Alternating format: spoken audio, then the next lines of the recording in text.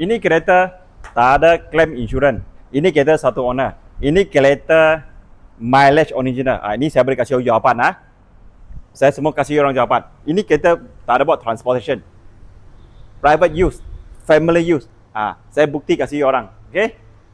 Okay, first saya kasih orang report. Screw atau jom check. Ini kereta tak pernah claim. Innova kebanyakan buat transport punya atau business punya jalan Malaysia banyak tinggi. Ini setahun baru 12,000 aja. Satu hari jalan 31 km saja. Cat. Dia datang original. Saya boleh kasih awak before cat punya gambar dengan after cat punya gambar. Ini after cat lah. So ini kita tak pernah claim. So report pada tangan saya. Nak minta dengan saya PM. Okay. Dengan original mileage. Saya confident ini kita original mileage. Saya tak sengaja pergi adjust baru jual you orang. Tapi saya tak boleh 100% cakap ini kita tak pernah adjust. Tapi untuk hati saya lah, ini kereta saya rasa dia original mileage untuk saya punya experience. Saya bukan lain kedai sengaja ambil adjust jual awak, sengaja ambil accident harga boleh fight jual awak. Kita tak ada buat. So kita tengok lalaman dia dengan mileage dia. So sebab lalam lepas 5 tahun ni kita susah detect dia original atau bukan original mileage.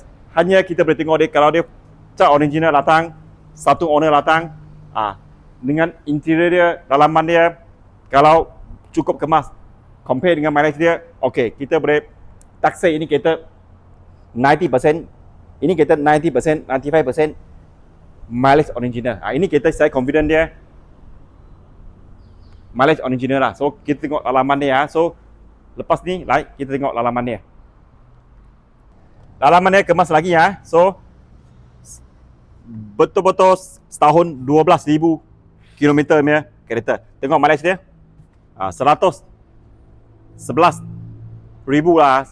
Lebih kurang 111,000. Yang tekan kasih dia yang tengok. Okay. Naik tekan. Ada tak?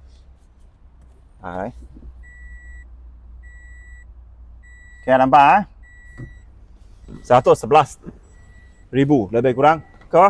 Kita tengok dia punya keseluruhan. Apa-apa pun tak ada masalah. Tengok boot dia. Kita tengok boot dia. Mau kemas lagi Kalau transport punya kereta tak ada macam kemas macam itu punya. Lepas tu kita pergi tengok enjin.